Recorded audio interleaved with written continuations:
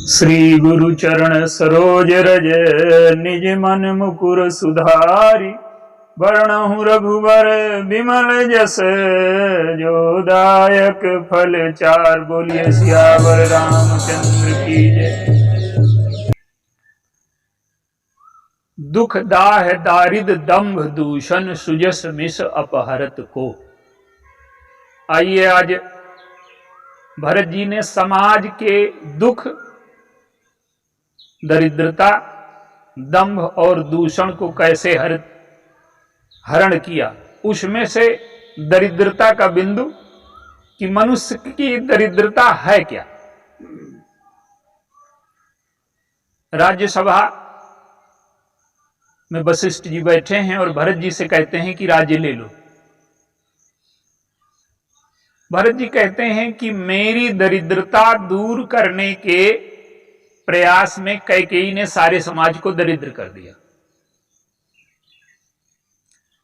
देखिए, एक दरिद्रता होती है बाहर की, हमारे पास अभाव है, वस्तुएं नहीं है। और एक दरिद्रता होती है मन की। और आप दोनों दरिद्रताओं में अगर तुलना करें तो बाहर की दरिद्रता की एक समस्या यह है कि जितना ही बाहर आपके पास धन इकट्ठा होता जाएगा उतने ही आप गरीब होते जाएंगे अंदर से। आपके पास 1 करोड़ आ गया तो आप 10 करोड़ के गरीब हो गए।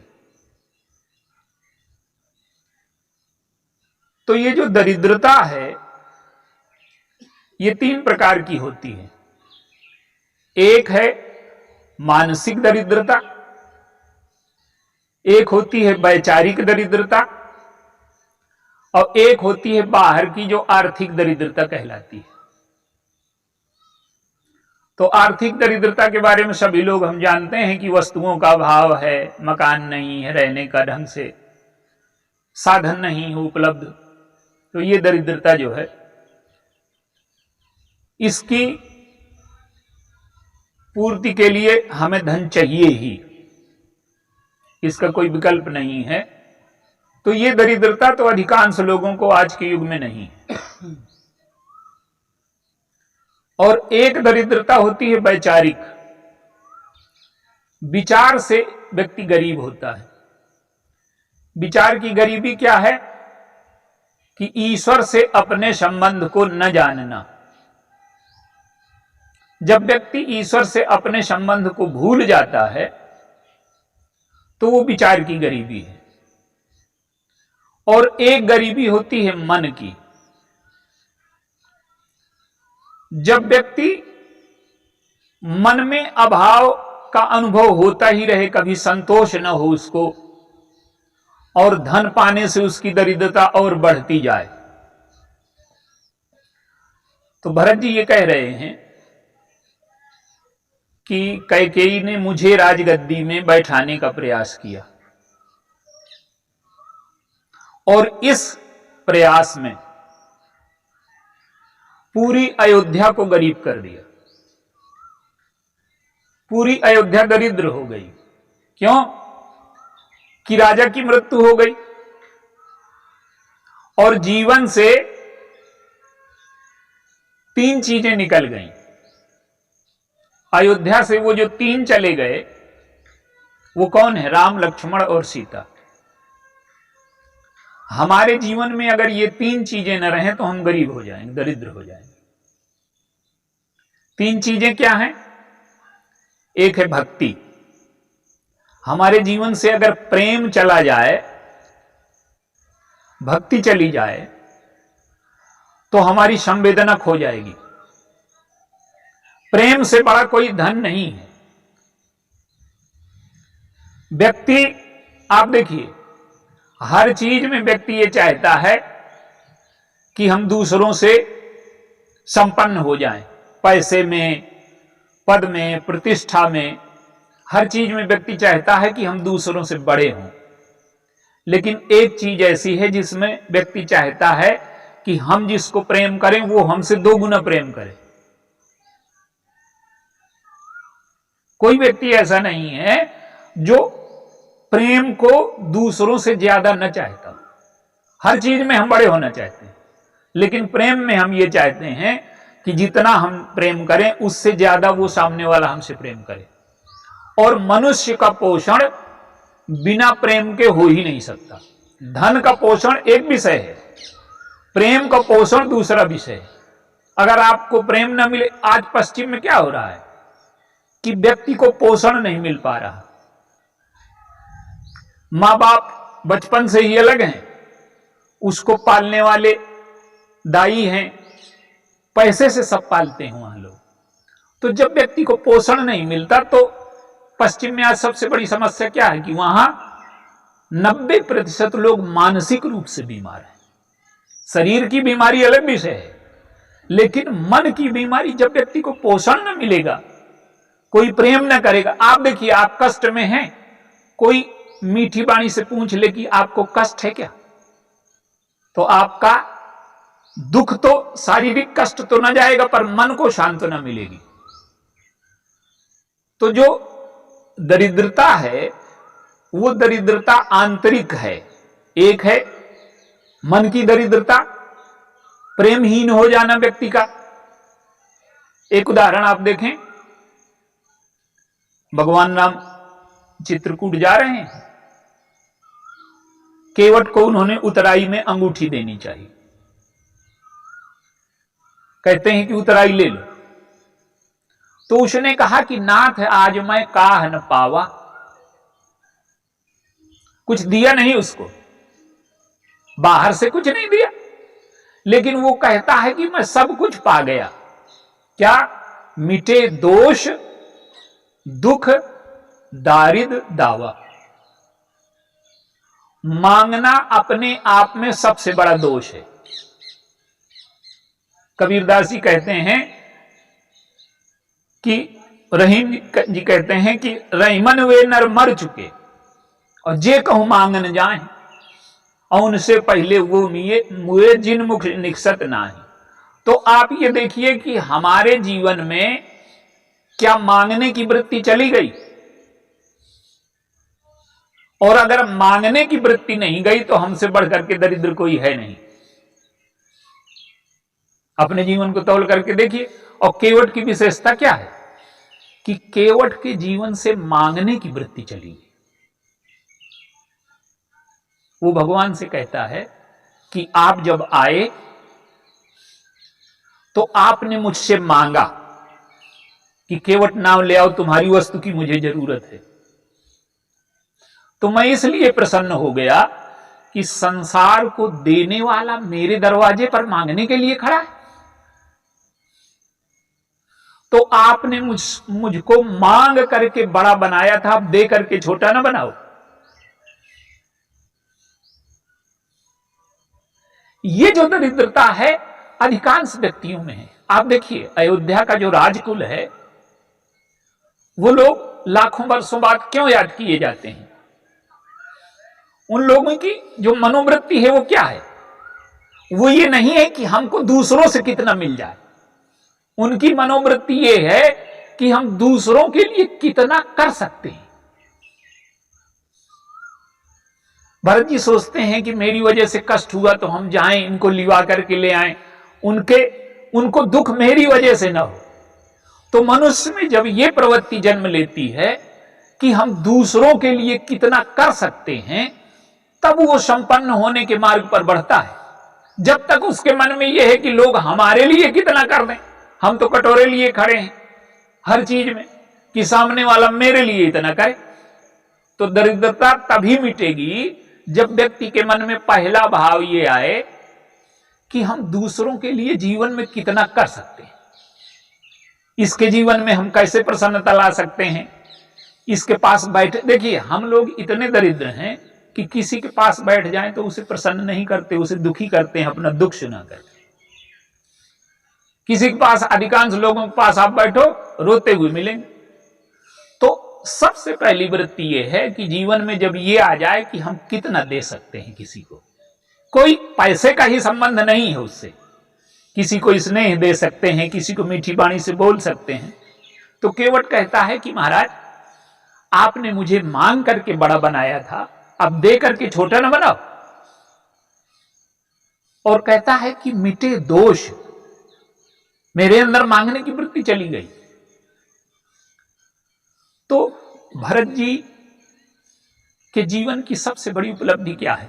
वो कहते, रामायण में एक सूत्र लिखा है कि विश्व भरण पोषण कर जोई, ताकर नाम भरत यश होई।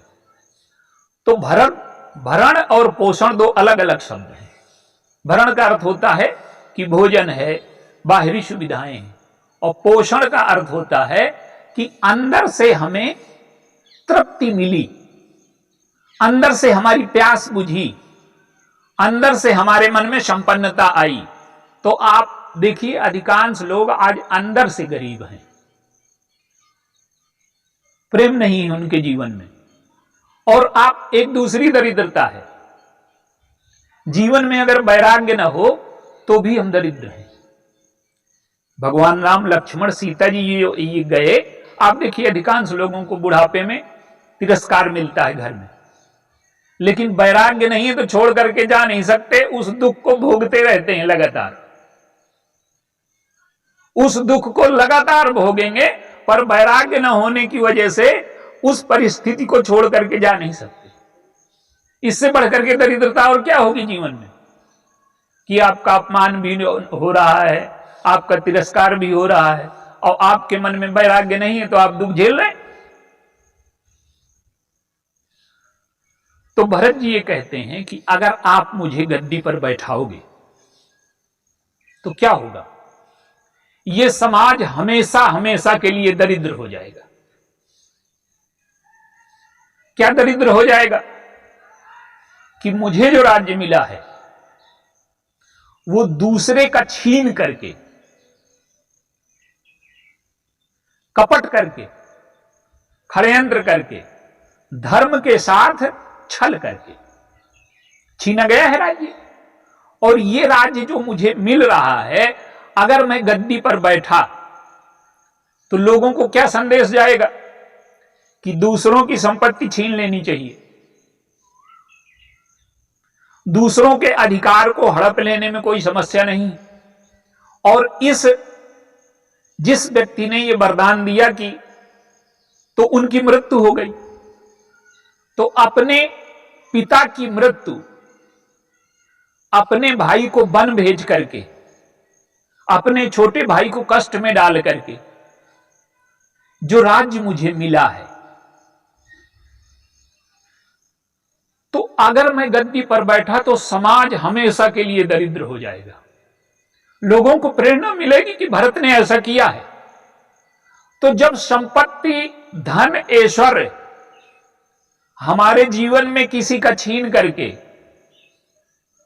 किसी को दुख पहुंचा करके, किसी को छोटा बना करके हम जो ऐश्वर्य पद इकट्ठा करते हैं, वो हमें दरिद्र बनाता है,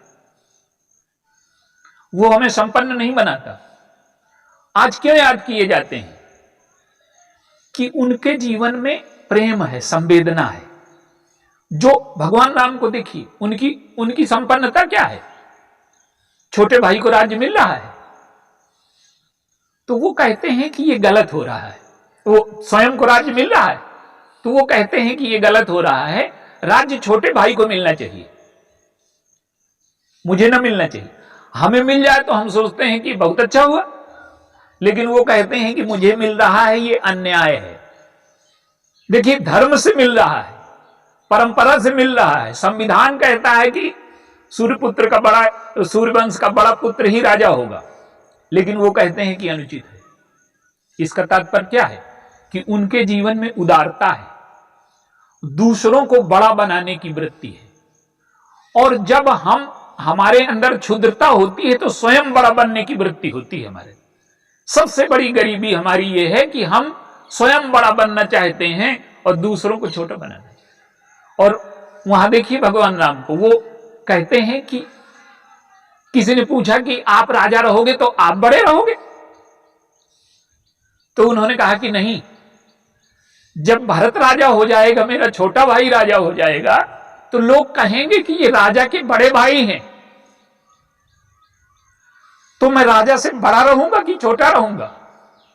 तो जब आपके अंदर दूसरों को बड़ा बनाने की वृत्ति आ जाए तो आप समझिए कि हमने संपन्नता की ओर पहला कदम बढ़ाया। और जब दूसरों को सुख देने की वृत्ति आ जाए, ये दूसरा कदम बढ़ाया हमने संपन्नता की ओर। दूसरों का दुख मिटाना, दूसरों को सुख देना, तो ये जो वृत्तियां हैं, जब तक हम हृदय से संपन्न नहीं होते, हमारे अंदर प्रेम न होगा तो किसको देंगे हम? धन कमाने में देखिए, धन के बिना कुछ चलता नहीं है। कोई राष्ट्र है, संपन्न ना हो, युद्ध में सैनिक को लड़ना है तो वो गोलियां खरीदने के लिए पैसा चाहिए, वो धन से ही आएगा। लेकिन वो धन ऐसा ना हो कि हमें गरीब करके चला जाए। धन में सबसे बड़ी बात यह है कि व्यक्ति जड़ हो जाता है, कठोर हो जाता है, उसमें कई दोष आ जाते हैं। एक तो जीवन को देखने का दृष्टिकोण बदल जाता है उसका। आप लोग बैठे हैं, कैमरे का चित्र अगर आपके ऊपर से लिया जाए तो दूसरा चित्र होगा, सामने से लिया जाए तो दूसरा है, इधर से। तो जो दृष्टिकोण है व्यक्ति का, जीवन को देखने की जो दृष्टि है, इसीलिए तो उसको दृष्टिकोण कहते हैं कि हम जीवन को किस कोण से देख रहे हैं। अगर जीवन को हमने सही कोण से नहीं देखा तो हमारा जीवन कभी भी श्रेष्ठ नहीं हो सकता। हमें जीवन को हर कोण से देखने की दृष्टि हमारे पास होनी चाहिए। तो अयोध्या में जब वशिष्ठ जी कहते हैं कि आप गद्दी में बैठो, तो भरत जी ने यह नहीं कहा कि मैं बड़ा उदार हूं, मुझे गद्दी न चाहिए। उनकी संपन्नता क्या है? सबसे बड़ी संपन्नता भरत जी की ये है कि अयोध्या में दो वर्ग हैं। एक कहता है कि इस संपत्ति को आग लगा दो, जो ईश्वर के सम्मुख जाने में मदद न करे, जरे सो संपत्ति सुहद सुख सदन मात पितु भाई, और सन्मुख हो तो जो राम पद करे न सहसा है। इस संपत्ति को आग लगा दो। कबीरदास जी भी यही कहते हैं कि कबीरा खड़ा बाजार में लिए लुकाठी हाथ, और जो घर फूंके अपना तो चले हमारे साथ। तो एक वर्ग है अयोध्या में जो संपत्ति को कहता है आग लगा दो, और एक दूसरा वर्ग है कहता है कि नहीं, घर की रक्षा करनी चाहिए, जब लौट के आएंगे तो रहेंगे कहां? भगवान से प्रेम है, राम से प्रेम है, लेकिन घर की व्यवस्था भी होनी चाहिए। और भरत जी किन में है? भरत जी से पूछा गया कि आप क्या करोगे, तो उन्होंने कहा कि जिसकी है वो आग लगा दे, जिसकी है वो रक्षा करे, लेकिन संपत्ति तो ये सारी ईश्वर की है।